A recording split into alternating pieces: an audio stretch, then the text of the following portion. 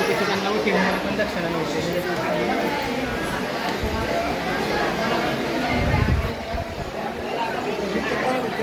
हरे कृष्ण. हे नरसिंह संगम आहे. हे ठिकाण टेंभुर्णी आणि अकलूज या मध्यवर्ती ठिकाण आहे, जिथे शिना आणि भीमा आणि एक नदी म्हणजे ती सरस्वती गुप्त नदी अशा 3 नदीचा संगम आहे. आणि या संगमावरती एक पवित्र क्षेत्र असं नरसिंहपूर म्हणून नरसिंह भगवंताचं तीर्थक्षेत्र आहे. या ठिकाणी प्रल्हाद महाराजांनी जी भक्ती केली, या ठिकाणी भगवंत प्रसन्न झाले आणि या ठिकाणी हे क्षेत्र आहे नरसिंह भगवंताचं. हे समोर जी पाहतो ती आहे भक्त प्रल्हाद महाराजांची श्रीमूर्ती आहे. आणि आपण आता पाहणार आहोत भगवान श्री नरसिंह भगवान नरसिंह भगवंताचे श्री विग्रह.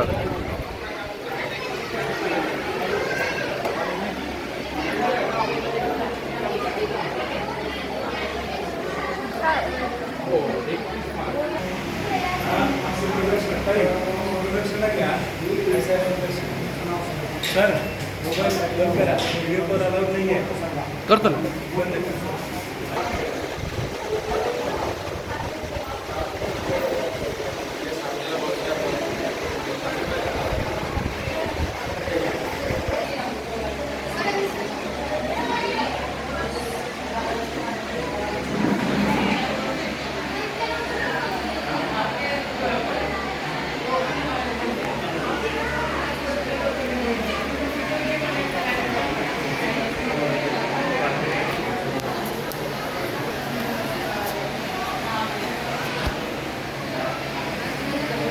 शंखचक्राची याची बी गरुड मग टाकलेली असते म्हणून गरुड स्तुती करतात कंटिन्यू.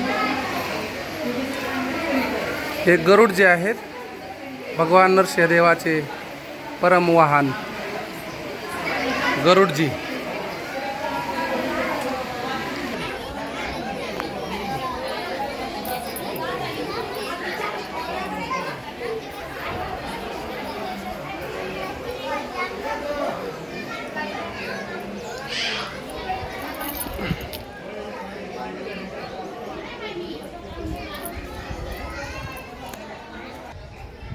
ही शिना नदी